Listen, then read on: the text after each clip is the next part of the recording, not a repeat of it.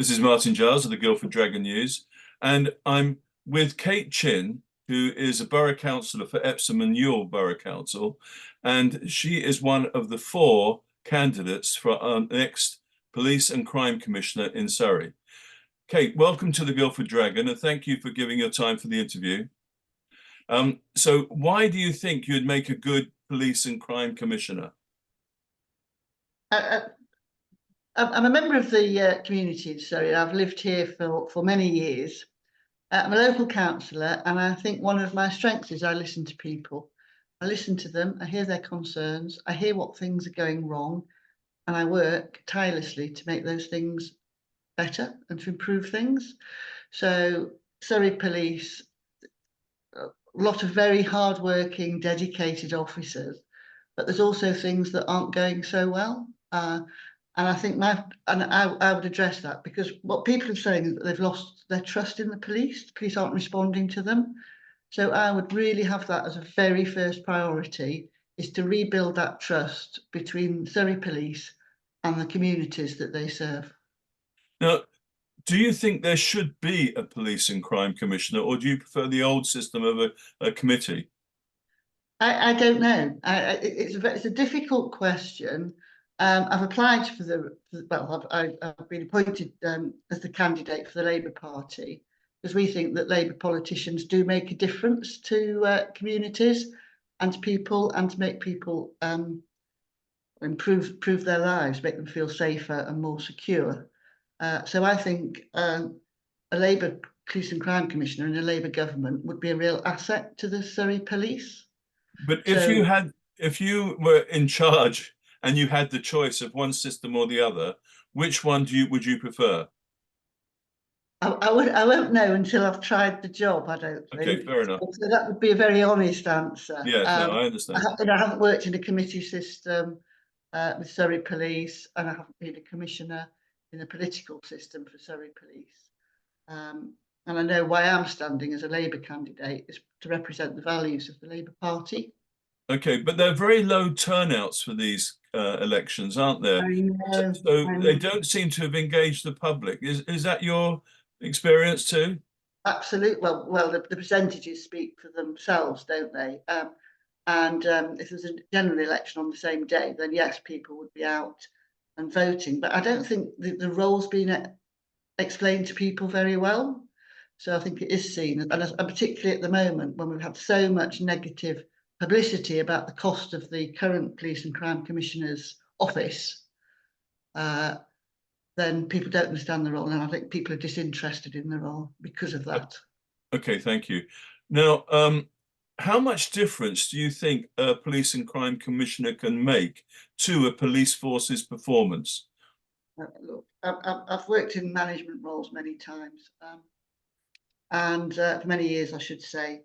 And I think a strong leader with a vision, purpose, supporting their staff teams can really make a difference to any team. So I think I'd come in with my fresh ideas and different ideas. I'm not part of the establishment of the police, and I think people would be able to make a difference. Okay, I asked the question because the Chief Constable has to be given space to actually do his job of commanding the police force. So how do you see the two roles interfacing? It's working in partnership. It's working in partnership, and it's I've never worked for the police. I'm not a police officer, never have been a police officer. But I do have experience in other roles, so very much around social care, mental health, well-being, homelessness. So I'd be bringing a different experience to the Chief Constable, very, very different experiences and reflections, and also respecting the role of the Chief Constable and very much the Chief Constable's expertise. I wouldn't try and replace that with my own knowledge. No, I understand. Okay, thank you. And what would you do? Do you agree with the findings of the Peel report, which came out in December on Surrey Police? What would you do to address the main weaknesses identified? Can you remember what they were? I can remember some of them. and I think there were some striking points in there. One was that 101 calls were not being answered. People were giving up. 999 calls, only 1 in 5 were responded to. Yes, that was responding to the public was graded as inadequate, and that's which is the lowest grade they can get. Absolutely, absolutely. And I think that's absolutely one of the first things that would need. I know that there's been it's been told it's been the best it's ever been, but if you start from such a low starting point, it can only improve if anybody puts half their mind to it. And I think how do we know what the crime figures in Surrey are when people aren't reporting them because they can't get through to the police? And then I also think I did go to the briefings from the current PCC, and that what we get is, and we've been told it as a councillor as well, is go on Facebook and use the online chat. So I've tried to do that and it works. It does work very well. I can't say it doesn't. But a lot of people in our communities, often the more vulnerable people, and the people who may need the police the most, they're not online. They haven't got broadband. They haven't got Facebook. They're not on the internet. How do they contact the police if the police aren't answering the phones? So crimes aren't being reporting. So I think if people can't report to the police and they can't communicate with the police, then it's a failing police force at the moment, just because of that one reason. And do you think the most natural way people would feel of communicating a crime issue would be online or be by picking up the phone? Well, for different people, it's different ways, but you can't exclude people who aren't online. No, that would be my thoughts. Okay, thank you. I mean, and also in person. Right. So having empty shops in the high street, having those as front counters for the police, bring those back in readily accessible places. The inspector was quite concerned about it, wasn't he? He actually said, I have serious concerns about how the force is responding to the public. I mean, there's pretty strong stuff, I would think. Absolutely, and rightfully so. And he's also mentions that Surrey actually has a lower than average number of emergency calls and a comparatively low number of 101 calls. So it's not as if they have a higher number to deal with. Would that be by the sound of it, then you'd make that a priority? Absolutely. The police force can't be effective. Okay. Now, he also wrote that the force doesn't. Oh, sorry. What other? Can you remember what other areas require improvement? I remember. I should have. Sorry, I've not been in from work long, so I haven't prepped. Okay. As much as I would like to. I have read it, and I know there were several concerns, and I have got the report on another table with my red stickers. Well, he also wrote that the force, under requires improvement. Where there are two areas: recording data about crime, and which sort of alludes to the point: if something's not reported, then how can it be recorded? Which you just said, and then also developing a positive workplace, which also might not be so much a bigger concern for the public, but you would imagine would be if the police to work effectively, they do need to have a positive workplace. So what do you think about those two? Yeah. So some of the other things that are in the report just sprung to mind about how the doing stops. So one was about the positive workforce, and what was the first point? Workplace, and the other one was recording data about crime. Recording data about crime. Again, it's what we just say, people aren't reporting crime, and then they're not recording crime, and they're not recording it correctly. I know there were cases of assault against women, sexual assault not being recorded. Yes. I personally was, actually, I don't want to say that. Okay, no, fair enough. Okay, sorry. I understand it's a public interview. Yeah. No, I understand. List that out if you don't mind. But there is an example. And they're not recording violence against women and girls. They're not recording domestic violence. They're not recording sexual assaults.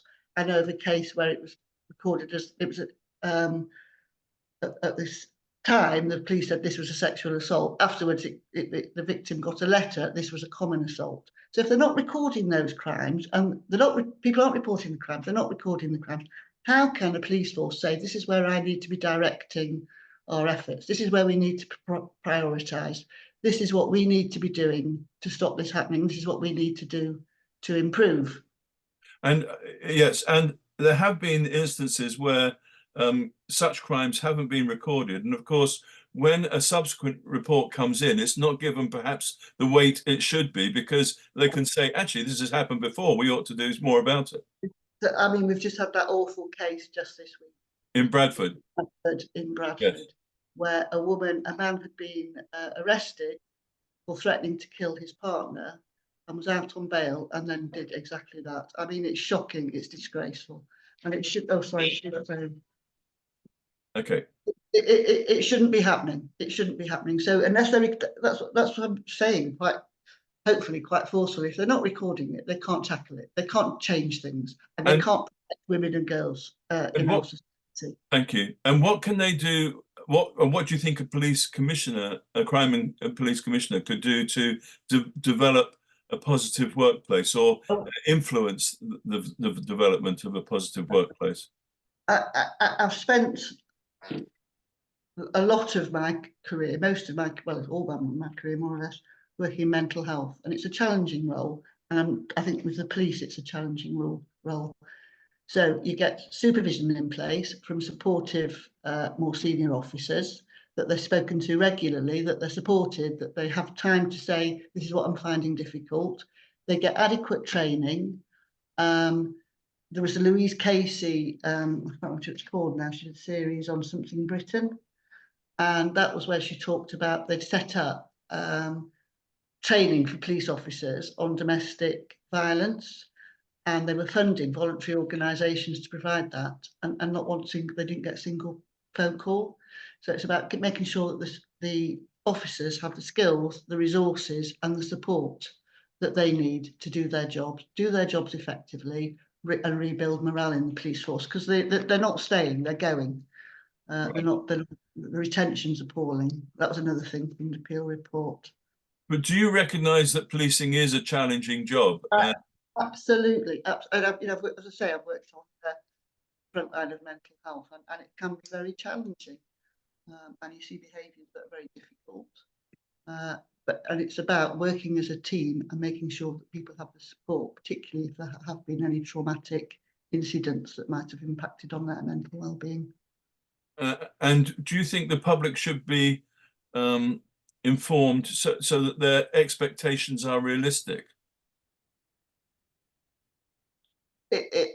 In what way? Well, I'm not trying to put words into your mouth. It's just that in all these kinds of roles where people are exercising authority, it's never going to be perfect, because we're human, it's human beings doing it. So, and, do you think that the public needs to understand that a lot of police officers will do their best, but they are fallible human beings? They are indeed, and there are finite resources as well. Yes. So I think the police need to be giving a very clear message about what their priorities are. I mean, again, at the presentations, it's all about risk. But if a community is absolutely being destroyed by a small group of people constantly behaving in an antisocial way, then that's making their life, and the police are saying that's not a risk, whereas actually that is making people's lives very, very miserable in their communities. So I think the police need to be addressing their priorities, and then also being clear about what their priorities are and how they can address the things that aren't of such a high risk. Okay. Now, members of the public often express the view that the police are not visible enough, and they sometimes say there should be more bobbies on the beat. Do you understand why they feel that? And if so, do you agree that increasing the number would be a good idea? I understand why they're saying it, and I hear it all the time. It's probably the first thing that people say is there aren't enough police in our communities. We don't see them, they're invisible. And also, if they have the police not responding to them and they don't see the police on the streets.